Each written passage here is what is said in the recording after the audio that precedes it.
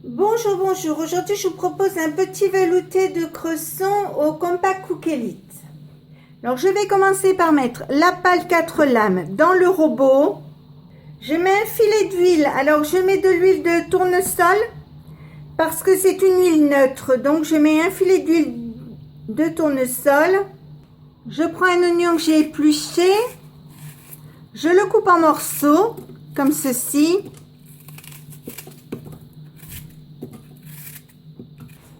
Je mets le couvercle et je vous montre le devant. J'appuie sur ce bouton. J'appuie sur Programme. Je mets Programme 4 qui est rissolé. Donc vous voyez 5 minutes 90 degrés, vitesse 1. J'appuie 2 fois ici et je passe à 10 minutes. Et pendant que cette opération se fait, je vais éplucher mon cresson. Comme ça, il n'y aura pas de temps d'attente entre les deux. J'ai oublié de vous dire, vous soulevez le capuchon. Il faut que ce soit ouvert ici. Voilà, donc c'est arrêté. Je vais l'ouvrir, regardez.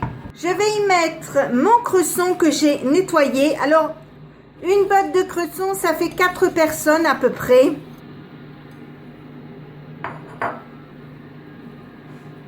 Et ensuite, je vais mettre des pommes de terre. Alors là, j'ai des pommes de terre qui sont cuites de ce midi. Donc, je les coupe en morceaux et je les mets dedans. Et comme il n'y en a qu'une de pommes de terre, je vais en mettre 3 autres, puisque je mets une pomme de terre par personne.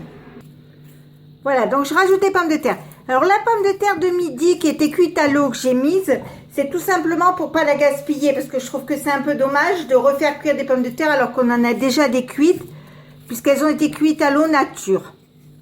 Donc, voilà mes pommes de terre. J'ajoute 1 litre d'eau. Je mets du sel. Alors, la valeur d'une cuillère à café.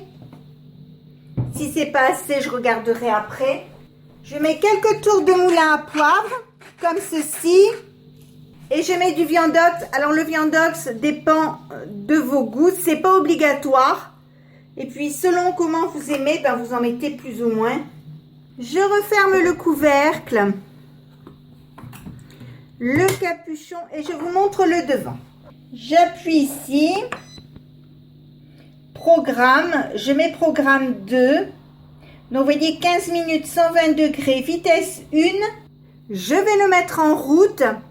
Et quand les 15 minutes seront passées, ça va mixer. Ça va repartir pour 15 minutes. Et là, votre soupe sera définitivement terminée. Donc, on se retrouve tout à l'heure pour voir le résultat. Donc, ça y est, c'est arrêté. Vous voyez, la soupe est bien fluide. Bien sympa. Alors, si vous la trouvez trop épaisse, parce que bon, à un moment ou à un autre, ça peut être épais, vous n'hésitez pas à ajouter de l'eau. Alors, mettez-la le plus chaud possible pour éviter que la soupe ne refroidisse trop vite. Et puis, si ma recette vous a plu, bien, n'hésitez pas à mettre un j'aime, un commentaire ou tout simplement à vous abonner à ma chaîne. C'est facile, c'est rapide, ça coûte rien et ça fait toujours plaisir.